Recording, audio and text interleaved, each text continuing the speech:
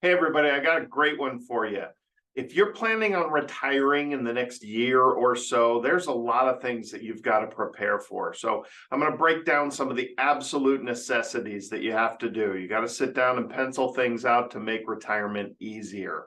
So let's start with assessing your shelter. Where are you going to live in retirement? Obviously, a great thing would be to be completely debt-free in retirement, no mortgage, with minimal I have to pays, right? And the shelter is usually the biggest producer of I have to pays. So going through and assessing your expense on keeping that shelter over your head. Is this your last home? Is this the home that you need to downsize into, upsize? What are you going to do in retirement? Where are you going to live? Address the shelter and don't ignore things like reverse mortgages and other tools that are out there to help you. All right, next one, assess your budget. The I have to pays. And when I say assess your budget, I don't need you living, penny to penny, having exactly down to every penny what you're paying. I need you to have a good idea of what your monthly expenses are. So what does it cost to keep that shelter over your head? What are the insurances you're paying, taxes, utilities, food, all those I have to pays. Add them up, figure out how much you need on a monthly basis just to pay your base living expenses.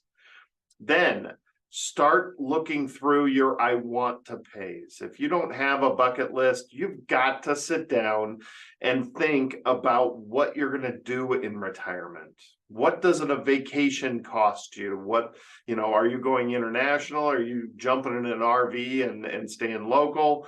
What kind of hobbies do you have? What is entertainment to you? What kind of toys are you planning on buying? Or what's the expense to maintain these toys? Think through your I want to pays. Usually this is going to be represented as a yearly number. So that number, that lump sum on top of the I have to pays that you're going to have for fun stuff like the vacations and going out to dinner every night and extra sets of golf clubs or whatever else it is that entertains you.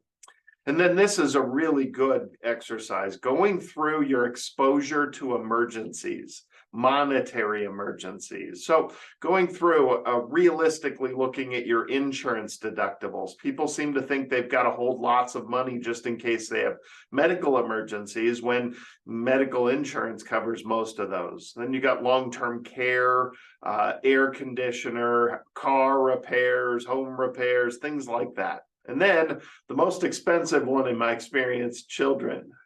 Are your children still on payroll?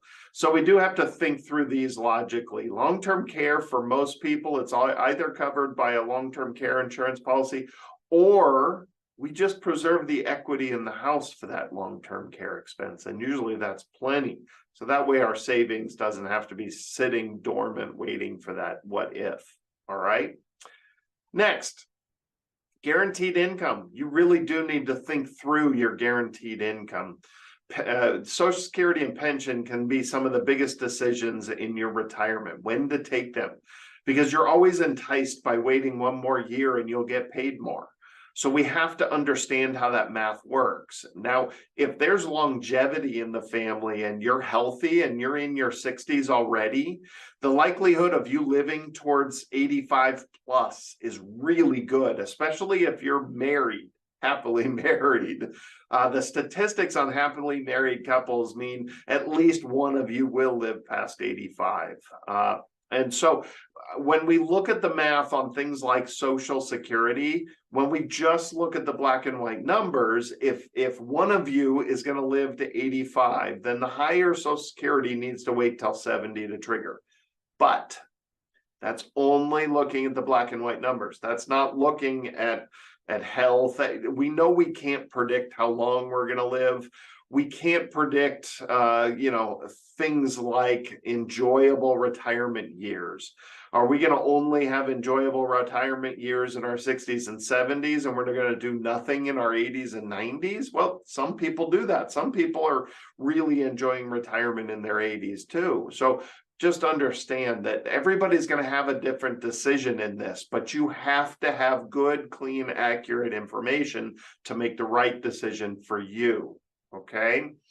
So if you don't have enough Social Security and pension income to pay your I need to pays that we talked about in the previous slides, you need to consider some of those income annuities out there. For some people, those are dirty words, but the reality is that's the only purpose for their existence, is for people that don't have enough income for the I need to pays. And that's what we can utilize those for properly. Okay. So you got to think through when they're going to begin, how much that income is going to be. What if you're retired and you've got to wait a couple of years to take Social Security? How are you going to bridge that gap?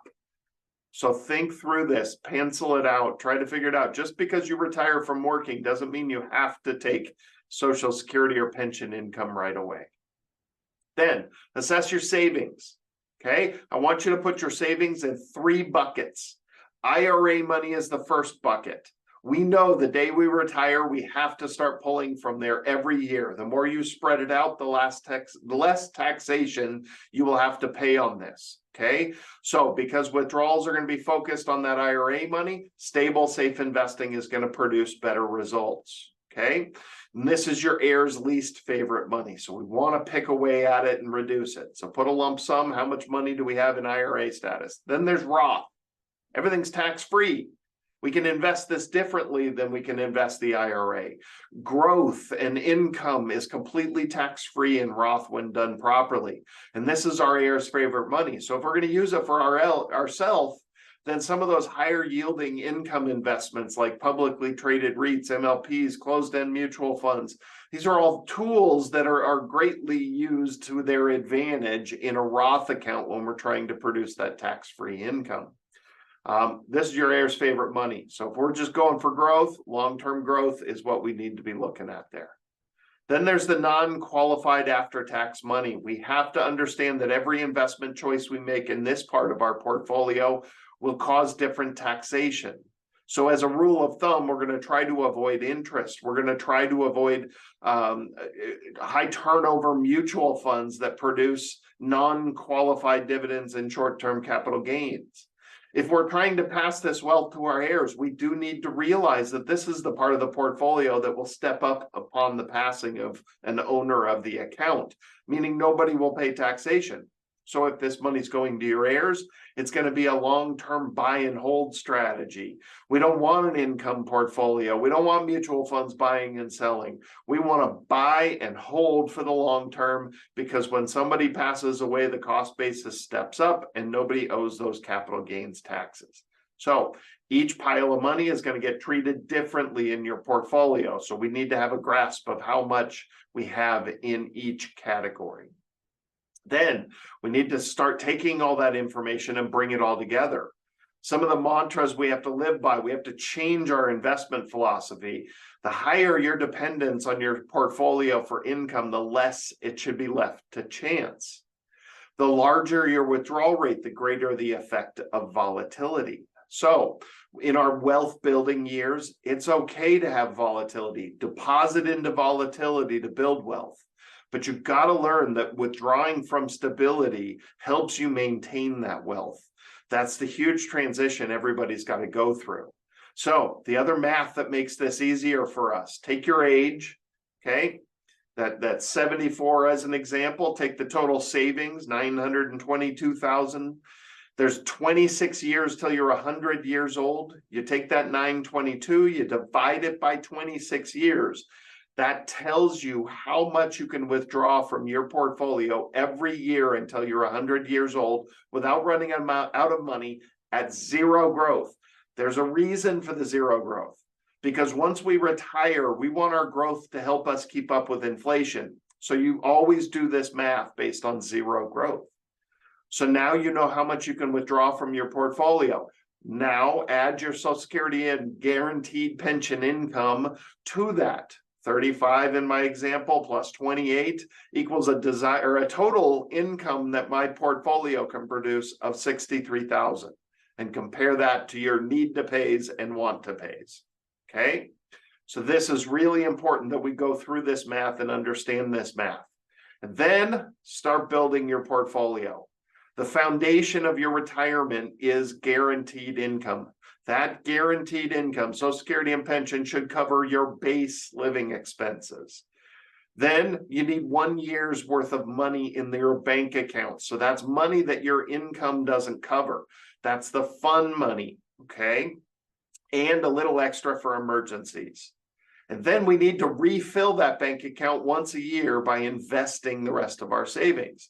So our safe investments versus our stock market investments really depends on your own personal risk tolerance and your need for money. Remember, where you're pulling from your portfolio, okay, we need to introduce those safe, stable investments. That's the only time you're going to need those safe, stable investments is when you're going to be withdrawing regularly, like an IRA, okay?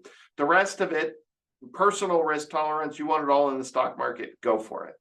And then whatever's left over, that's the transition of wealth and speculation investing that we can do, okay? Once your own needs are taken care of, then you can get into the fun stuff. All right, hopefully that helps. That's really all about what happens when you're looking at that horizon. A year from now, you're going to retire, or anywhere close to a year from now. You really got to sit down and go through those things and do this as an exercise to get you prepared for that. Because mentally, it's not so easy to have no income and nothing to do. It may sound wonderful to have nothing to do, but boy, a week or two goes by and you're sitting on the couch doing nothing. That's a problem. So make sure we know what we're going to do in retirement and how we're going to fund it. I hope that helps. If we can help further in any other way, that's the fun part of my job. I love that puzzle. Getting ready for retirement is really what we specialize in. And so happy to help out anytime. Shoot us an email, give us a call. If you like this video, share it with some friends. And subscribe to the channel if you haven't. Thanks again. We'll see you soon.